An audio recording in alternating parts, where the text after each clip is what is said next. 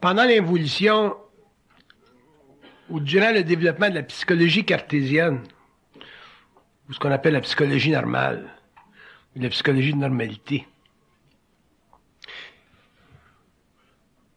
l'élément clé dans l'étude de la psychologie chez l'homme, c'était le comportement humain.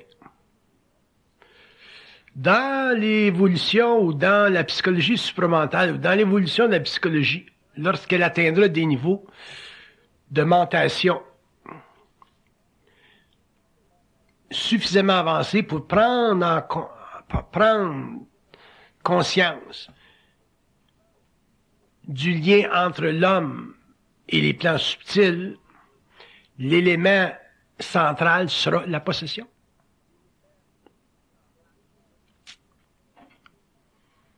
Donc autant l'étude du comportement humain était fondamentale pendant l'évolution de la psychologie évolutive, dans l'évolution ou au cours du développement de la psychologie évolutive, ce sera la compréhension de tous les aspects de la possession ou de ou du chevauchement ou de la possessivité qui sera centrale à l'étude de la psychologie humaine. Pourquoi? Parce que, à partir du moment où l'homme entre en conscience télépathique, dépendant à quel niveau il vit la conscience télépathique, il se crée chez lui, au début, une soumission à une volonté supérieure.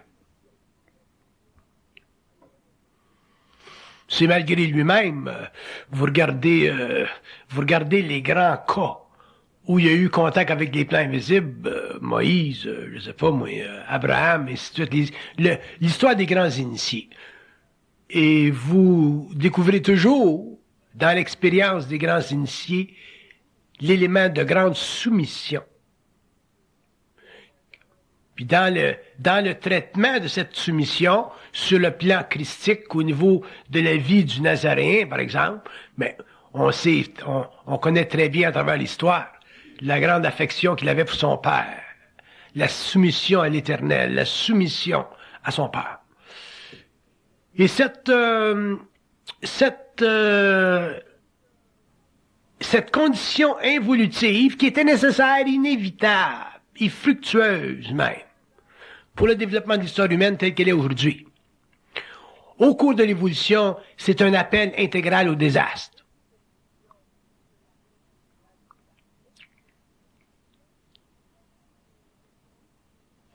Donc, ce qui fut beau pendant l'évolution, nécessaire, inévitable et même fructueux, dans l'évolution, ça sera un appel au désastre. Pourquoi? Parce que, premièrement, l'homme nouveau, ou l'homme de l'avenir, ou qui aura une conscience mentale, n'appartiendra plus spirituellement à la conscience spirituelle ou religieuse de l'évolution, qu'il appartienne à quelque race que ce soit. Autrement dit, un être qui est en évolution de conscience supramentale, s'il est juif, s'il est arabe, s'il est hindou, s'il est catholique, s'il est de n'importe quelle souche spirituelle, éventuellement, il va être obligé de s'identifier complètement avec lui-même et ne plus s'identifier avec la mémoire de la race. Pourquoi? Parce que l'homme en arrivera éventuellement un jour à créer entre lui et les plans une nouvelle semence qui alimentera les plans astraux, donc qui alimentera les plans de la mort, et c'est pour ça qu'on dit que l'homme nouveau sera réellement le grand régisseur du monde de la mort. Faut jamais oublier que les morts voient, que les morts nous voient, que les morts nous entendent, que les morts sont en contact télépathique, psychique, sympathique avec l'homme, même si l'homme n'en est pas conscient. Mais ce qui se passera sur la Terre au niveau de la conversion des énergies astrales et mentales de l'homme créera dans les mondes astraux, donc dans les mondes de la mort, une très très grande transformation. Et déjà aujourd'hui, les plans astraux sont avertis des grands changements qui doivent venir sur la Terre au cours de l'âge du Verseau. Et ça fait pas nécessairement leur affaire.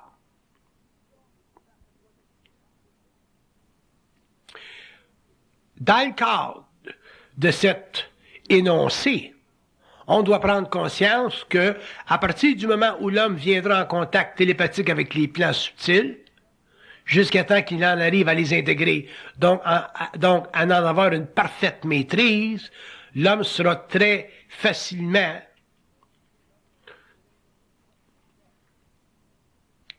dominable. Il sera certainement testé dans son lien avec l'invisible. C'est pour ça que la compréhension de la possession ou de la possessivité ou du chevauchement, c'est fondamental au développement de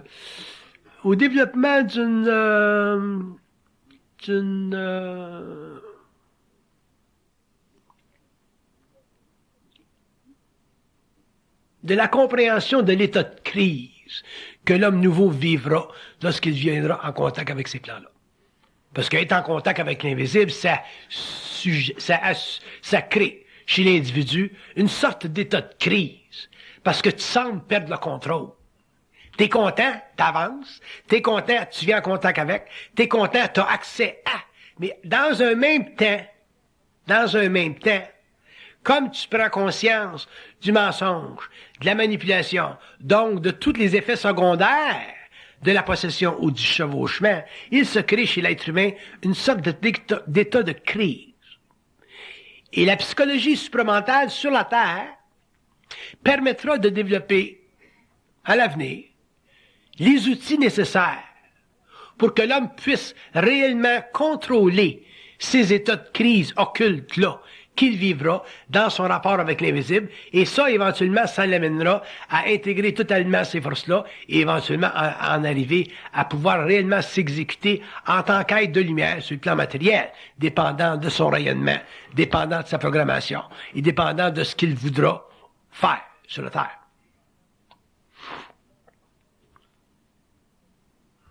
Donc, le temps est révolu où on peut simplement parler de possession comme étant une chose ou une expérience qui fait partie de la vie des pauvres d'esprit. Ce ne sont pas simplement les pauvres d'esprit qui connaîtront la possession ou la possessivité ou le chevauchement, mais des êtres extrêmement avancés qui viendront en contact avec des états de conscience, donc avec des entités dont le pouvoir de mettre en vibration l'être sera très grand. Vous savez, imaginez-vous, si vous voulez, dans la mesure où vous pouvez le faire, imaginez-vous qu'un archange décide de mettre en vibration un être humain. Il n'y a rien à son épreuve. Les êtres qui ont mis en vibration le Nazaréen, les êtres qui ont mis en vibration les grands initiés qu'on a connus durant la période de la Bible, c'était des archanges. Autrement dit, c'était des êtres qui ont le pouvoir sur la terre de dominer complètement l'âme. Ce qui n'est pas le cas avec les âmes. Une âme n'a pas le pouvoir de complètement dominer une âme. Mais un archange, surtout à ce niveau-là, a le pouvoir de complètement dominer une âme. Donc, le niveau de possessivité ou de chevauchement devient extrêmement élevé et très grand. Et en général, c'est ça qui crée, dans notre expérience planétaire, des initiés tels que le Nazaréen, tels que les anciens initiés de la Bible, parce que le courant d'énergie qui saisit le mortel est tellement grand que l'ego n'a plus de place, c'est-à-dire que l'ego se voit totalement dépersonnalisé pour finalement réapparaître en tant qu'une unité parfaitement homologuée. Mais demeure le fait à cause de ce que nous savons aujourd'hui, et à cause de ce que nous découvrirons demain, et à cause de l'évolution, et à cause des lois de la liberté, et à cause du mensonge cosmique, demeure le fait que l'homme doit un jour devenir un être libre. Et pour devenir libre, dans le cadre d'une possessivité ou d'un chevauchement quelconque, surtout à partir des plans supérieurs, il faut que l'homme soit prescrit une façon d'agir. Et il ne peut pas être prescrit, cette façon d'agir-là, à partir des plans subtils, parce que les plans subtils ne se sont jamais donné le rôle d'instruire l'homme. L'homme doit s'instruire de lui-même. Mais comment l'homme s'instruit de lui-même s'il est en contact avec des plans parallèles? Et que ces plans-là ne l'instruisent pas. L'homme s'instruit par la distillation de sa lumière. C'est par la mise en vibration de sa lumière, de plus en plus libérée du pouvoir de domination des entités, à quelque niveau que ce soit, qui va permettre finalement à l'âme de secouer son périsprit, c'est-à-dire de secouer sa mémoire et de finalement pouvoir traiter avec les entités d'une manière égalitaire, dans ce sens que l'homme ne sera plus possédé en vertical, l'homme vivra un lien horizontal avec ces entités-là, et c'est ça que j'appelle la fusion consumée. Quand l'homme aura une fusion consumée, l'homme aura mis complètement fin à son initiation, et à ce moment-là, il sera totalement libre de vivre sur le plan matériel, de vivre sur le plan morontiel, de s'exécuter sur le plan astral et de pénétrer à volonté les archives du mental qui font partie des dimensions psychiques de la volonté cosmique qui saisit l'âme pour l'instruire par vibration et lui donner ce qu'on appelle la conscience. La conscience, c'est pas un phénomène acquis. Pour qu'il y ait conscience dans une âme, il faut qu'il y ait une perception d'une lumière qui se traduit dans une manifestation égoïque, qui est reçue par l'entité biologique comme étant une pensée, ou comme étant un rêve, ou comme étant une perception subliminale, ou comme étant quelque chose qui fait de lui un être plus grand au-dessus du royaume des animaux. Donc, pour que l'homme puisse bénéficier de cette conscience, mais pas à des niveaux subalternes, pas à des niveaux involutifs, pas à des niveaux où il est totalement sans conscience, pas à des niveaux où il sait qu'il n'a pas contrôle sur sa destinée, pas à des niveaux où il sait l'empire de sa programmation, pas à des niveaux où il sait qu'il n'est pas capable de transformer sa vie dans un clin d'œil. Et pour que l'homme puisse le faire, il faut qu'il se donne l'autorité de le faire. Mais il ne peut pas se donner l'autorité de le faire s'il n'a pas brisé l'autorité des sphères. L'homme doit briser l'autorité des sphères s'il veut un jour se donner l'autorité de faire dans sa vie ce qu'il veut, dépendant de sa vibration, dépendant de son évolution, dépendant de son niveau d'intelligence, dépendant de sa lumière. Donc, c'est pas suffisant pour l'homme d'être un être lumineux. Il doit avoir le contrôle de sa lumière. Parce que la lumière de l'âme, qui est un rayon, est facilement dominée par les instances systémiques qu'on appelle des guides spirituels ou des êtres de lumière ou des ajusteurs de pensée. Et c'est là que l'homme doit un jour ou devra un jour entrer en confrontation avec tout ce qui appartient à la mémoire de la race. Vous n'avez pas d'idée ce que ça veut dire. Vous savez pas ce que ça implique. Mais un jour, au fur et à mesure où vous avancerez, vous commencerez à réaliser ce que ça implique, le pouvoir de la mémoire de la race sur vous en tant qu'égaux. Nous autres, au Québec, on est chanceux dans un sens parce que on est entre l'Europe et l'Amérique. on a vécu notre révolution tranquille, on est sorti du grand giron de l'Église. Le Québécois, dans un sens, est très très bien positionné pour faire sa marque dans l'étude des sciences avancées de la vie. D'ailleurs, c'est une des raisons pourquoi le Québec est très très marqué dans le monde comme étant un endroit privilégié pour l'étude des sciences parallèles. Par contre, le problème du Québécois, c'est que le Québécois est trop généreux par rapport à l'invisible. Parce que le Québécois demeure un être très marqué par sa spiritualité. Mais il apprendra avec le temps à se donner une force intérieure qui lui permettra de venir en confrontation avec l'occulte. L'occulte, c'est pas quelque chose qu'on épouse. On l'épouse quand on est dans l'évolution. Quand on est dans l'évolution, on aime ça, aller dans une séance puis jouer avec les tables. On aime ça, voir des ectoplasmes qui se manifestent. On aime ça les photographier. On aime ça rencontrer des médecins ou des scientifiques qui ont travaillé dans le domaine. On aime ça voyager dans le monde puis rencontrer des gens qui ont eu des expériences paranormales. Mais ça fait partie de l'éveil de notre conscience intellectuelle et spirituelle. Ça fait partie de notre curiosité. Puis ça fait encore partie de notre ignorance.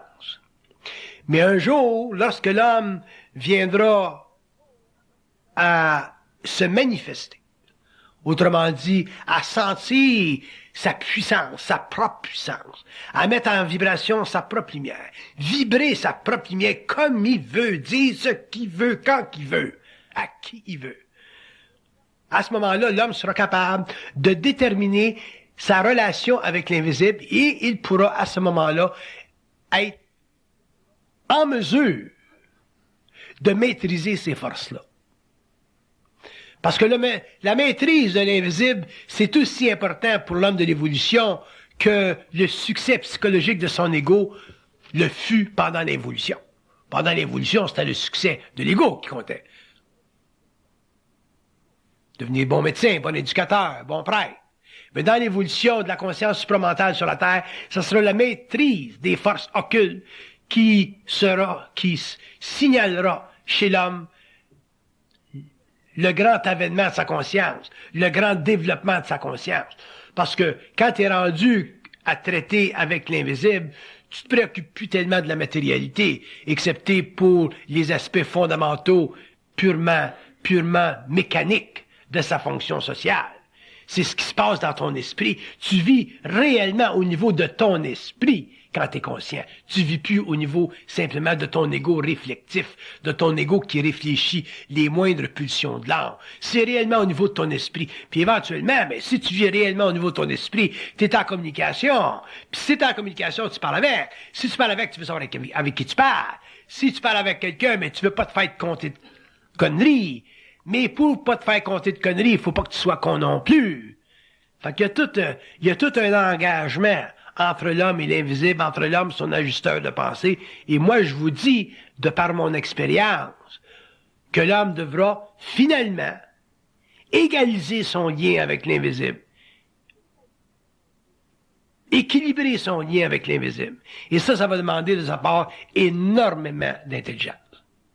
Puis quand je dis énormément d'intelligence, je veux dire un minimum de croyance.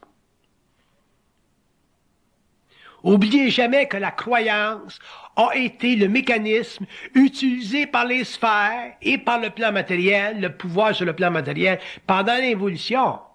La croyance, c'est l'acheminement de l'homme vers l'abolition de sa conscience réelle.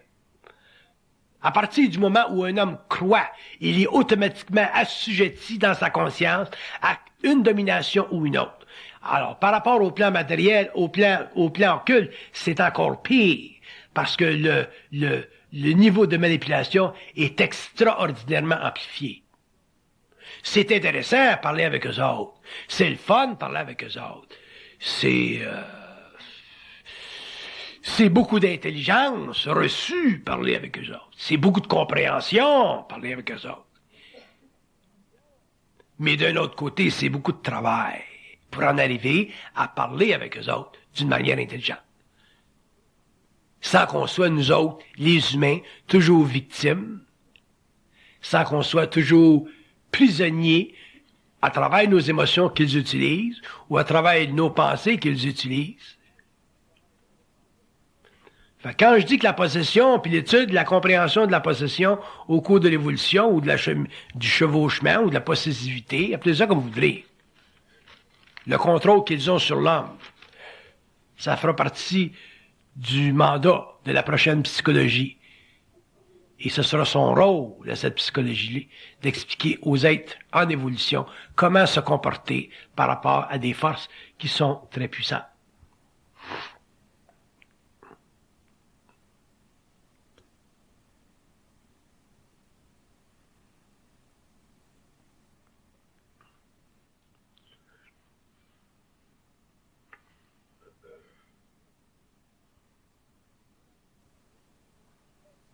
Si l'homme était réellement conscient que la pensée vient d'ailleurs, son comportement psychologique serait totalement altéré.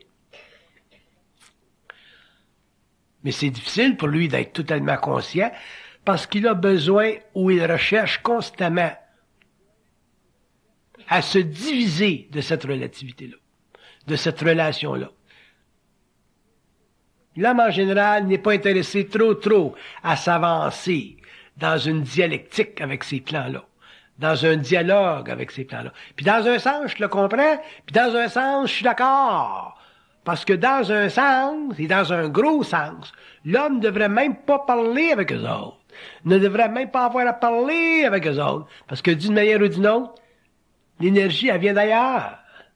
Ce que l'homme doit, par contre, pouvoir faire, c'est que s'il y a communication avec les plans parallèles, il doit être capable, en tant qu'humain, en tant qu'être réellement initié au mystère de la conscience humaine, il doit être capable, lui, de ne plus être affligé par ces forces-là, donc ne plus être affligé par ses pensées. Commencez sur ce plan-là.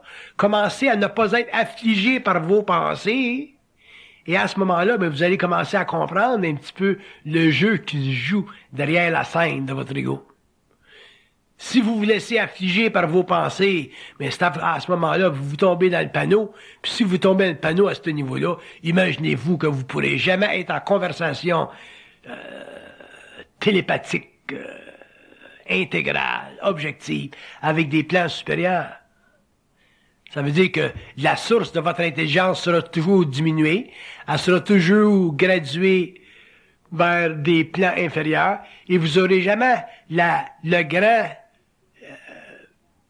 vous aurez jamais le grand sentiment de savoir.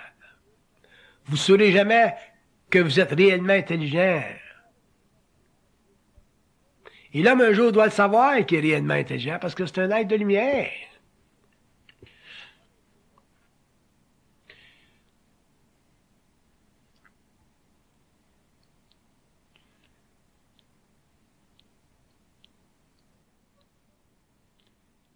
Donc, la possession, c'est une chose qu'il va falloir regarder de près.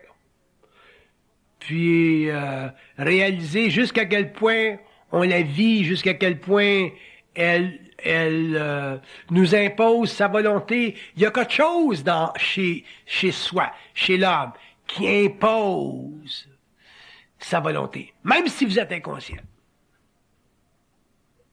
Moi, je me rappelle quand j'étais jeune, il y a des choses que j'ai faites malgré moi-même. Je disais, ah, j'ai fait ça malgré moi. C'était plus fort que moi. Le plus fort que moi. Puis tout le monde a vécu ça quelque part dans le temps. C'est plus fort que moi. C'est la possession. Que ce soit de la possession à partir de l'astral, que ce soit de la possession à partir du mental, ça n'a pas d'importance, c'est la possession. Il n'y a rien qui est supposé d'être plus fort que vous. Autrement dit, si vous vivez le plus fort que moi, si vous vivez l'expérience qui vous fait croire que c'est plus fort que vous ne pouvez pas faire autrement, vous ne pouvez pas passer à côté, vous êtes chevauché. Donc, si l'étude de la possession ne fait pas partie de la psychologie supramentale un jour, les hommes continueront à être chevauchés, et de plus en plus, et l'homme n'en arrivera jamais à contrôler ces forces-là. Parce qu'une chose que l'être humain découvrira au cours de l'évolution, l'être humain découvrira que de l'intelligence, c'est simplement de l'énergie et que ça n'a aucune personnalité. Ça n'a aucune personnalité, l'intelligence. Vous autres, quand vous êtes intelligent, vous pensez que votre intelligence a de la valeur. Vous allez dire, ah, j'ai fait un bon coup. Ah, regardons ça si j'ai fait un bon mouvement aux échecs. J'étais intelligent. Mais dans le fond, c'est simplement un mouvement de vibration. Ce qui vous donne l'impression d'être intelligent, c'est la réflexion qui se crée en vous par ce rayon-là, qui s'imprime dans votre corps mental et qui vous met en présence de vous-même parce que vous avez l'insécurité de ne pas être intelligent. Quand vous vous croyez intelligent, c'est parce que vous avez l'insécurité de ne pas être intelligent. Si vous étiez intelligent réellement, dans le sens que le rayon passe et ne crée pas dans votre ego de réflexion, vous auriez jamais d'impression d'être intelligent. Jamais. Vous auriez pas l'impression d'être intelligent. Vous auriez l'impression d'être créatif, mais jamais d'être intelligent. Un homme intelligent a jamais l'impression d'être intelligent, mais un homme qui n'est pas intelligent a toujours l'impression d'être intelligent. C'est intéressant.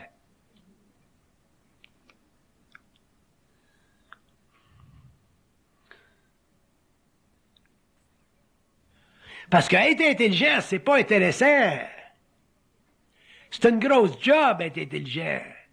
C'est comme la champlure, elle coule tout le temps. Tu vas arrêter la champlure, puis elle est toujours là. Puis ça prend des années pour en arriver à contrôler la champlure. Fait qu'être intelligent, c'est pas le fun. Tu travailles tout le temps. Tu as toujours quelque chose à dire. Tu peux toujours expliquer quelque chose. Tu as toujours le dernier mot. Tu es toujours devant les autres. Tu as de la voyance. Tu peux voir 200 ans d'avance, 50 ans d'avance, 100 ans d'avance. Tu peux savoir quand est-ce que tu vas crever. C'est plate être intelligent. C'est pas le fun. Il n'y a rien là-dedans.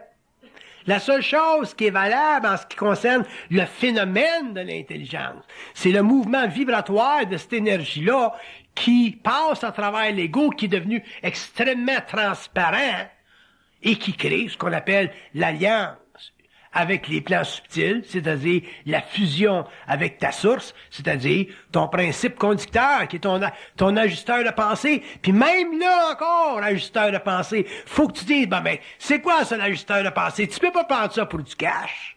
C'est quoi un ajusteur de pensée? Parce qu'ils vont te donner des mots pour le temps. Mais si tu veux aller plus loin, puis tu veux sortir du temps d'humanité 1995, puis savoir qu'est-ce que c'est un ajusteur de pensée dans le temps d'humanité, disons dans 3000 ans, ben, faut que tu poses des questions qui sont appropriées. Mais à ce moment-là, il faut que tu sois capable de supporter ce qu'ils vont te renvoyer. Fait qu'être intelligent, c'est pas intéressant. Pendant l'évolution, on trouve ça intéressant parce qu'on a de l'ego. Puis comme on a beaucoup d'insécurité parce qu'on ne sait pas ce qui se passe en arrière de l'espace-temps, de notre conscience, on vit beaucoup d'insécurité. Mais quand tu commences à vivre dans cette énergie-là, dans cette conscience-là, dans cette télépathie-là, t'es plus intéressé à être intelligent. T'es intéressé simplement à être bien dans ta peau, tranquille, la paix dans ton esprit. Mais pour en arriver à ça, il faut que tu en arrives à dépasser les étapes subtiles de la possession. Vous en arriverez pas à la conscience supramentale sans vivre un certain degré de possession ou de possessivité. Évidemment, vous la vivrez probablement pas comme moi je l'ai vécu, parce que à cause de ma situation, mais vous vivrez un petit peu de la possessivité. Vous vivrez la force qui est plus grande que vous autres. Vous vivrez quelque chose chez vous qui est réellement puissant, qui crée, qui vous prédestine à, qui vous crée des conditions qui sont qui se manifesteront dans 20 ans. Ils vont tout préparer d'avance. Tu rencontres ton mari. Pourquoi est-ce que tu rencontres ton mari? Tu rencontres ton mari parce qu'il a une belle job? Ou tu rencontres ton mari parce que c'est une tête de cochon qui va te faire souffrir? ou parce que c'est un gars qui boit et qui va te faire souffrir, ou parce que c'est un gars qui va te battre, qui te faire souffrir, pour voir si t'as la volonté de le crisser là.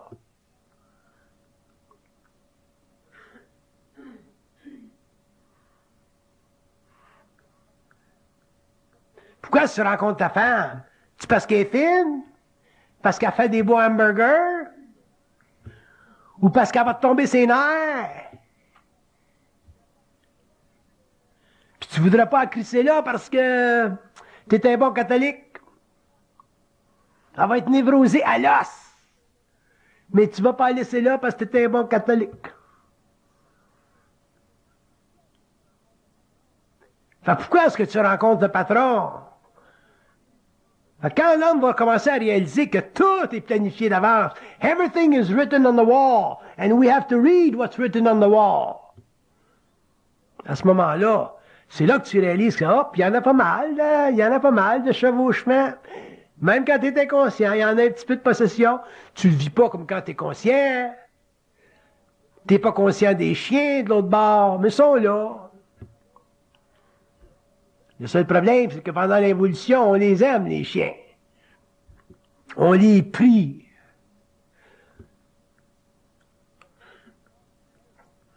Je regarde ce qui se passe dans le monde, là, des femmes qui écrivent des livres. Là.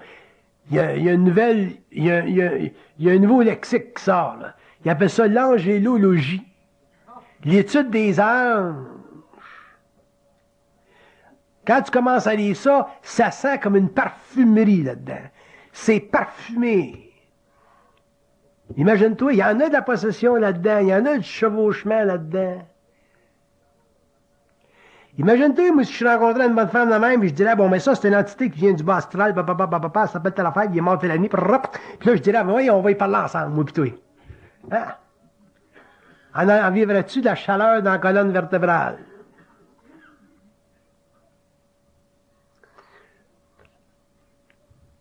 Mais ça fait partie de l'évolution de la psychologie. C'est bon que les gens, au moins, soient capables d'écrire ça aujourd'hui sans passer au budget. Il n'aurait pas fallu que tu écrives sur l'angélologie au 15e siècle. Surtout en Espagne, il t'a renvoyé, tu sais. Mais au moins, le monde écrive. Mais un jour, il va falloir que ces gens-là aillent un petit peu plus loin, qu'ils puissent parler avec ces anges-là, puis dire, ben, d'où tu viens? Comment tu t'appelles, mon sacrement? Mais avant de pouvoir parler de même, parce que moi, je suis pas fin, là, mais avant de pouvoir parler de même, il va falloir qu'ils aient transmuté leurs émotions un petit peu, pas trop de spiritualité, mais ça fait partie de l'évolution.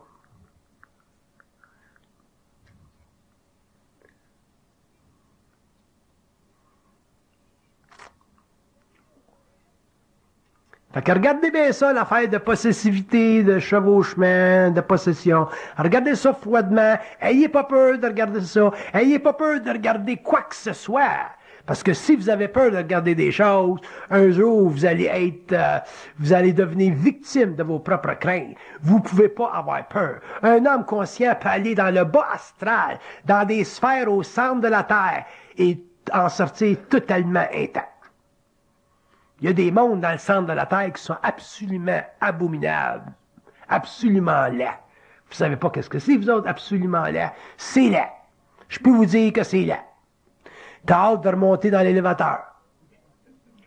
Mais un être conscient est capable de se promener n'importe où. Et c'est la liberté de l'homme de se promener n'importe où. Ça fait partie de sa lumière de se promener n'importe où. Fait que l'étude de la possession, un jour, ça fera partie de l'étude de l'homme. Quand il y aura des bouquins décrits sur ça, ça fera partie de la mémoire de l'homme, de la mémoire d'une nouvelle race humaine. Et ce sont des choses qu'on devra regarder et étudier avec fermeté, parce que ça fait réellement partie du nouveau contrat entre l'homme et les mondes parallèles. Vous ne pouvez pas venir en contact avec les plans parallèles sans que votre corps mental soit magnétisé. Tu peux pas être dans les champs et rencontrer quelqu'un qui descend en sa coupe volante sans perdre ta conscience, sans perdre ta mémoire, puis sans perdre le fait que il y a un petit 4 heures qui te manque. Tu peux pas! Il y a toujours un petit 4 heures qui te manque quand tu rentres dans une soucoupe volante. Puis quand tu viens en contact avec ces mondes parallèles-là, ils sont toujours capables d'utiliser ta mémoire. Ils sont capables de rester en suspension dans l'invisible pendant 2-3 semaines avant de se matérialiser dans ton champ de carottes. Tes vous-même pop sont là.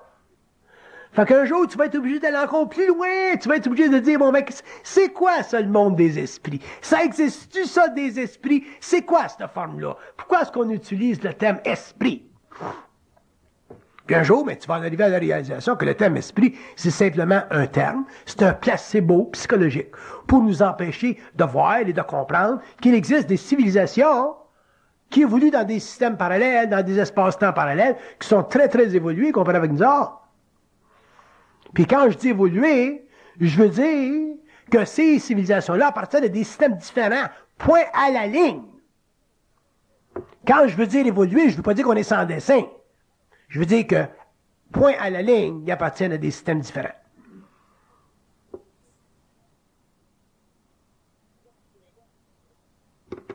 C'est pas parce qu'un gars arrive ici d'une navette spatiale qui est plus intelligent que nous autres. Dans le sens de l'intelligence que je vous parlais tout à l'heure. Dans le sens qu'il y a plus de lumière que nous autres. La seule chose, c'est qu'on est encore magnétisable par ce gars-là, par cette entité-là, matérialisée. Pourquoi? Pourquoi? Parce qu'on a peur. On a peur. Premièrement, il n'est pas beau comme nous autres, il n'y a pas de rouge à lèvres, il a des grands yeux. Tu regardes là-dedans, sacrément, c'est comme regarder dans le lac Huron.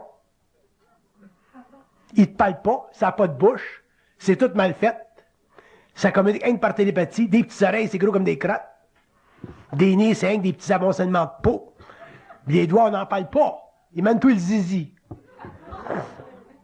Fait que c'est évident qu'on a peur.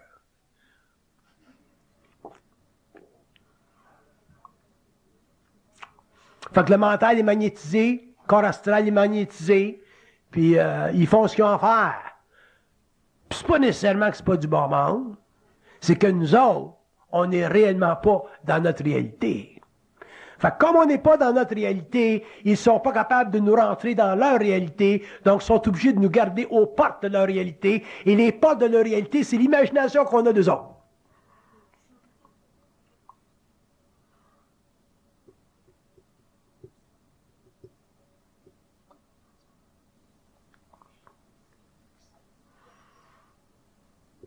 Avez-vous déjà pensé qui c'est qui crée vos rêves? Qui c'est qui crée ces structures absolument extraordinaires, complexes, que vous êtes capable techniquement de comprendre le matin quand vous vous levez? Ou pas capable, dépendant de qui vous êtes. Qui c'est qui est capable, qui c'est qui crée ces structures-là auxquelles vous n'avez jamais pensé? Des mondes que vous vous êtes jamais imaginés. Ça vient d'où? Qui c'est qui crée ça? Avez-vous déjà pensé à ça?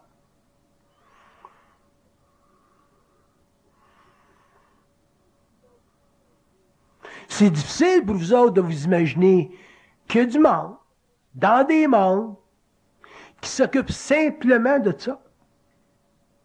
C'est leur job.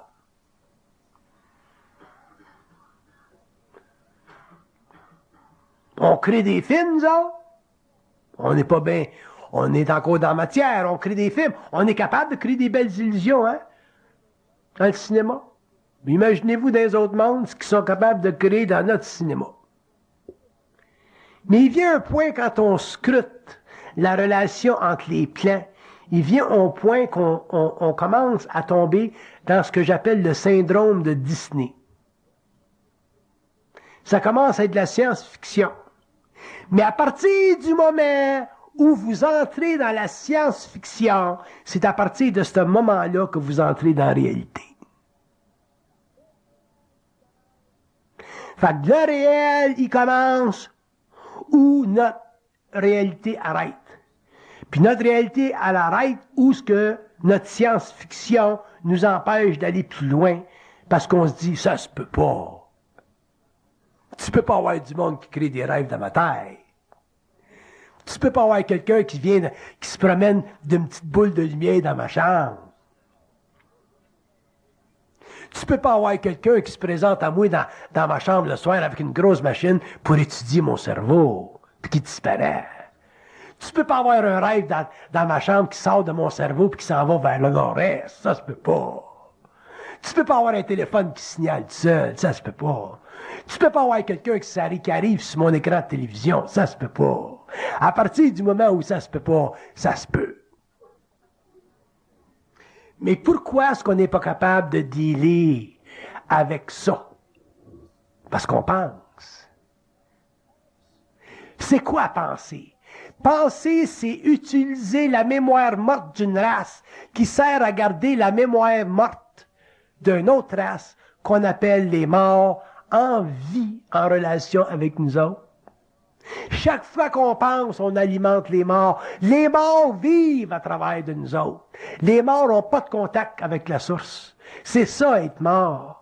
C'est pour ça que c'est plate, être mort. Puis c'est pour ça qu'un jour, il va falloir que l'homme arrête d'aller dans l'astral, puis qu'il arrête d'y aller sur le plan mononciel, qu'il amène sa conscience intacte avec lui au-delà du corps matériel. Parce que les morts sont obligés d'être en contact avec l'homme. Que ce soit des grands morts, des petits morts, des moyens morts, des morts dans le bas astral, des morts dans le haut astral. Toutes les morts, tout ce qui est mort, ça bouge pas tout seul. Les morts ont besoin de l'âme. Pardon. Ils ont besoin de la lumière de l'âme. Mandez-leur. On va le dire. Dites-leur, c'est moi qui l'ai dit. Vous savez, vous ne compterez pas d'histoire.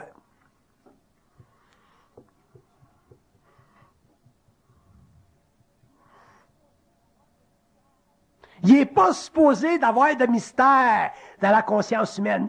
Quand vous regardez quelque chose, vous êtes supposé de le savoir. N'importe quoi. Vous regardiez Dieu, vous êtes supposé savoir qu'est-ce que c'est cette affaire-là. Vous regardez l'île du paradis, vous êtes supposé savoir qu'est-ce que c'est. Vous regardez les mondes parallèles, les mondes universels, les éternels, vous êtes supposé de savoir qu'est-ce que c'est. Il n'y en a pas de condition à la conscience humaine ou à la science de la lumière. S'il y en a, c'est parce que vous la créez vous-même. Par vos propres craintes, vos propres limitations, votre propre pensée, vos propres mémoires. Vous allez être obligé de sortir de la conscience de la race si vous voulez en créer une nouvelle ou si vous voulez appartenir à une race mentale qui n'a pas contact avec le passé de l'humanité. C'est pour ça que vous devrez étudier le phénomène de possession. Pas dans un sens négatif, pas dans un sens que ça crée de la crainte, mais dans le sens que ça fait partie de l'investigation de la relation entre l'homme et les plans universels.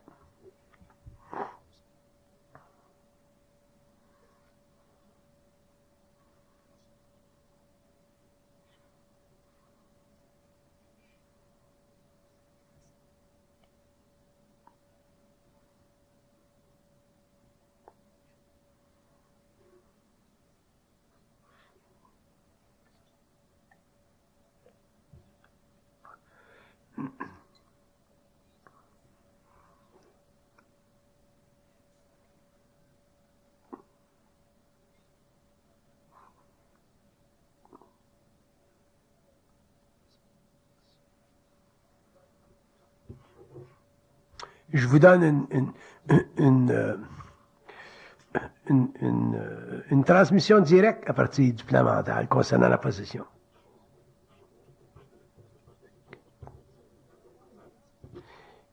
Ils disent que c'est le devoir de l'âme de savoir, de comprendre jusqu'à quel point il n'est pas seul et jusqu'à quel point il n'est pas libre dans cette dualité. C'est son rôle, c'est son devoir. À partir du moment où on sait qu'on pense ce qu'il pense, qu'on est capable d'être en communication télépathique intérieure, on doit savoir tout de cette intelligence-là. Sinon, elle devient notre ennemi.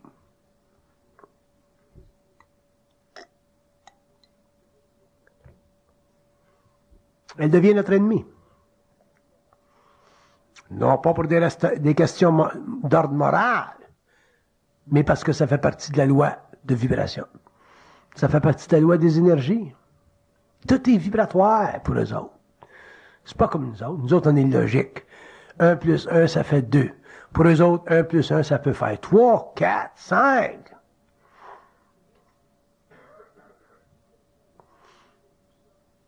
Puis plus vous allez monter sur l'échelle d'évolution, plus vous allez être en contact avec des entités de haut niveau, et il y a des entités de haut niveau, vous allez être obligé de réellement apprendre à tester votre acumène contre les autres et à ne jamais les prendre pour du cash. Puis c'est là qu'à ce moment-là, ils vont renverser la vibration et ils vont vous permettre de réellement croître, c'est-à-dire savoir que vous êtes réellement intelligent. Puis ils vont vous le dire.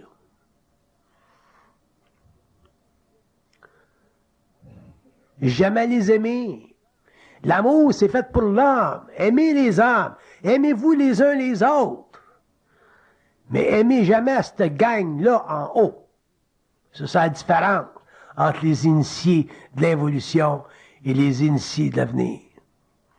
Je peux vous garantir que les initiés de l'évolution n'auront aucun amour pour le Père, le Fils ou le Saint-Esprit. Bye.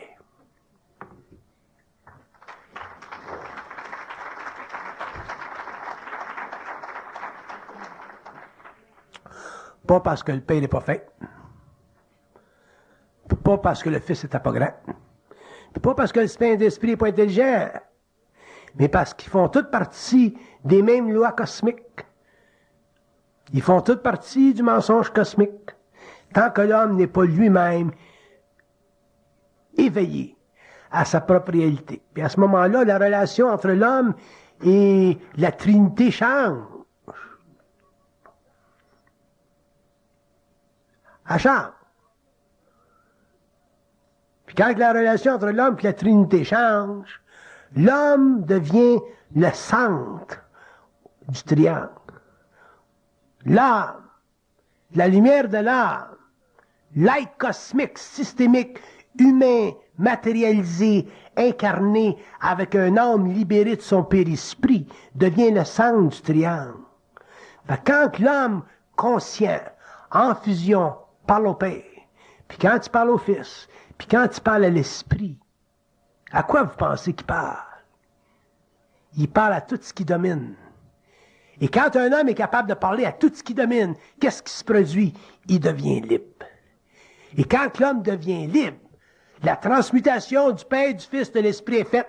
La consubstantialisation de ces trois êtres cosmiques-là, en symbologie métaphysique, représente l'homme éternellement unifié à sa réalité, c'est-à-dire l'homme capable d'assurer que la race des humains qui viendra pour les 2500 prochaines années, puis ensuite pour les 700 quelques années, jusqu'à l'évolution jupitérienne, soit une race d'êtres anoblis, libérés des chaînes karmiques de la planète, donc libérés des chaînes de l'involution, donc des êtres qui ne feront plus partie des anciens contrats systémiques qui ont voulu que la Terre soit une planète en quarantaine. Le début de la libération de la Terre en tant que planète en quarantaine commencera avec la 6e race racine, se finira avec la 7e race racine, et l'homme ensuite n'aura plus besoin de la Terre pour éveiller ses instincts naturels, c'est-à-dire sa capacité de se voyager à volonté en forme séraphique dans le cosmos local, toujours aidé de son ajusteur de pensée, qui deviendra pour lui son allumeur de vie. Quand l'homme pourra rencontrer son allumeur de vie, son ajusteur de pensée, au lieu d'être simplement un créateur de pensée pour lui, qui lui permettra, au nom de la forme, de se développer un ego planétaire, au lieu de faire ceci, son ajusteur de pensée deviendra un allumeur de vie. Ça veut dire que c'est lui qui passera, qui créera un sillonnement dans le cosmos local, et l'homme pourra, avec son âme, connecté avec son ajusteur de pensée, l'homme pourra voyager dans le cosmos, éveiller des nouvelles planètes à la conscience, créer des nouveaux mondes et instituer finalement dans le système local ce qu'on appelle le principe de l'amour, que le Christ est venu sur la terre pour implanter, mais n'a jamais réussi à éduquer l'humanité, parce qu'avant d'aimer, il faut être intelligent. Sans ça, on est des cons.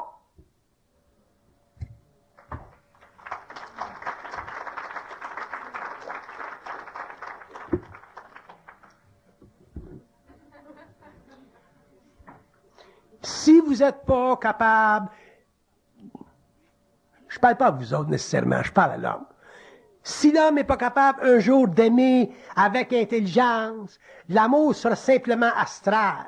L'amour ne fera pas partie de ta conscience mentale et l'amour ne pourra pas électrifier son esprit, c'est-à-dire que l'homme ne pourra pas participer avec d'autres esprits sur le même pied d'égalité que sa conscience. Donc, les êtres seront toujours en relation d'expérience avec lui et l'homme ne sera jamais réellement pour son frère, non simplement un collaborateur, mais une source de complète jouissance sur le plan psychique.